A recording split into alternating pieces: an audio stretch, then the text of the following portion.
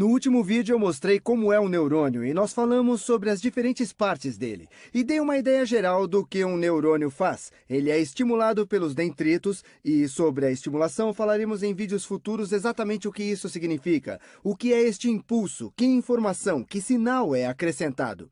Se há múltiplos pontos de estimulação em diferentes dendritos, eles se somam e encontram-se algum limite e isto irá criar este potencial de ação ou sinal que viaja através dos axônios e vai estimular outros neurônios ou músculos, porque estes pontos terminais de axônios podem estar conectados a dendritos de outros neurônios ou células musculares ou outras coisas, mas o que eu quero fazer neste vídeo é estabelecer os blocos de montagem para o que este sinal é, ou como um neurônio realmente transmite esta informação através do axônio. Como isso vai do dendrito até o axônio. Antes de eu realmente falar sobre isso, temos que estabelecer as regras básicas, um entendimento básico do potencial de tensão através dos neurônios ou músculos. E todas as células têm alguma diferença de potencial de tensão, mas isso é relevante quando falarmos sobre um neurônio e suas habilidades em enviar sinais. Vamos ampliar uma célula neuronal. Eu poderia aumentar esta célula que não é coberta pela bainha de mielina. Vou ampliar esta membrana. Então vamos dizer que isso, deixa eu rodar aqui, isto é a membrana de um neurônio. Assim. Esta é a membrana. Esse é o lado de fora do neurônio. E esta é a parte de dentro do neurônio. Muito bem. Você tem íons sódio e potássio flutuando ao redor. Vou desenhar sódio assim. O sódio vai ser um círculo. Esse é o sódio e seus íons carregados positivamente têm carga +1. E o potássio eu vou desenhá-lo como pequenos triângulos. O símbolo do potássio é K. Ele também é carregado positivamente. E nós o temos apenas aqui em volta. Digamos que começamos tanto dentro e fora da célula. Então vamos desenhar uns potássios, uns triângulozinhos. Um sinal positivo. Tem potássios dentro da célula, tem alguns potássios fora, com a carga positiva. Tem também sódios dentro das células. Eles são todos carregados positivamente. Sódio dentro, algum sódio fora. Acontece que a célula tem mais carga positiva do lado de fora das membranas do que do lado de dentro dela.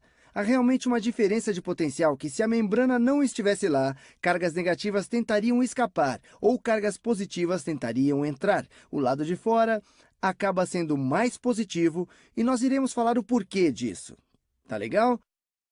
Portanto, este é um potencial de gradiente elétrico, tá?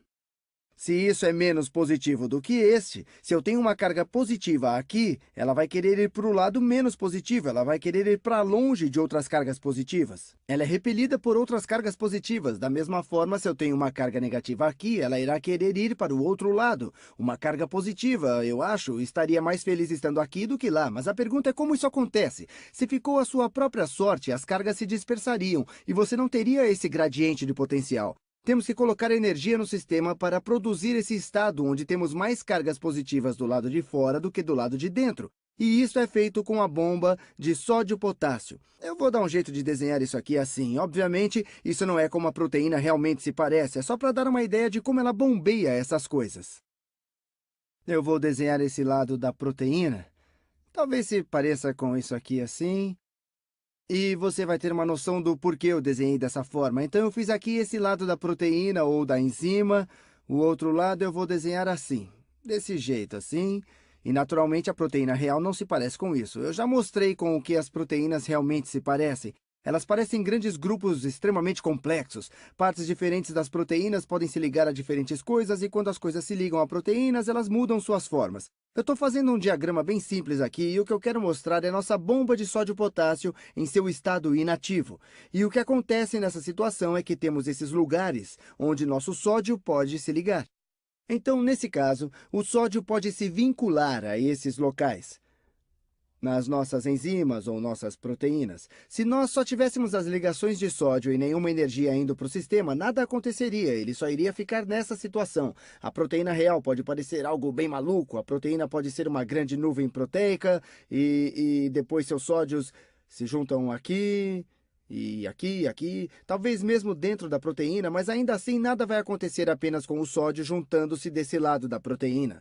Para que ele faça qualquer coisa, para que ele bombeie alguma coisa para fora, ele usa a energia do ATP. Tivemos todos aqueles vídeos sobre respiração e eu falei que o ATP era a forma de energia da célula. Bom, isso é algo de útil para o ATP fazer. ATP é adenosina trifosfato. Ela talvez vá para alguma outra parte da nossa enzima, mas nesse esquema, vamos dizer que vá para esta parte da enzima. Deixa eu usar outra cor aqui. E esta enzima é um tipo de ATPase. Quando digo ATPase, significa que ela quebra a fosfatase do ATP. E isso é uma vantagem da sua forma, é capaz de colocá-lo para fora. Quando coloca para fora o fosfato, ela muda a sua forma. Então, deixa eu escrever isso aqui. Para vocês não esquecerem, primeiro passo, temos os íons de sódio. Íons de sódio, na verdade vamos contá-los. Temos 3 sódios. Estas são as quantidades reais. 3 íons de sódio dentro da célula ou do neurônio. Eles se ligam à bomba, que é a verdadeira proteína que atravessa a membrana. Agora, muito bem, segundo passo, nós também temos o ATP. O ATP se quebra em ATP mais fosfato na atual proteína e então muda sua forma. Assim, proporciona energia para mudar a forma da bomba. Isso.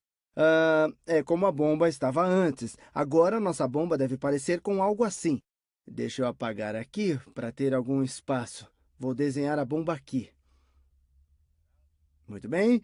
E então, isso era antes. Depois que o fosfato se separou do ATP, ela vai se parecer com algo assim. Ao invés de ficar com aquela forma, ela abre na outra direção. Então, agora, pode se parecer com algo mais ou menos assim. É claro que ela está transportando esses grupos de fosfato. Eles têm carga positiva. Ela está aberta assim. Esse lado agora tem essa aparência. Então, o fosfato foi lançado para o exterior. Foram bombeados para o exterior. Lembre-se, a energia é necessária porque vai contra o gradiente natural. Você está tomando a carga positiva e a está empurrando para um ambiente que é ainda mais positivo. E você também está levando-o para um ambiente onde já existe um monte de sódio e você está colocando mais sódio lá. Assim, você está indo contra o gradiente de carga e está indo contra o gradiente de concentração. Mas agora podemos chamar terceiro passo.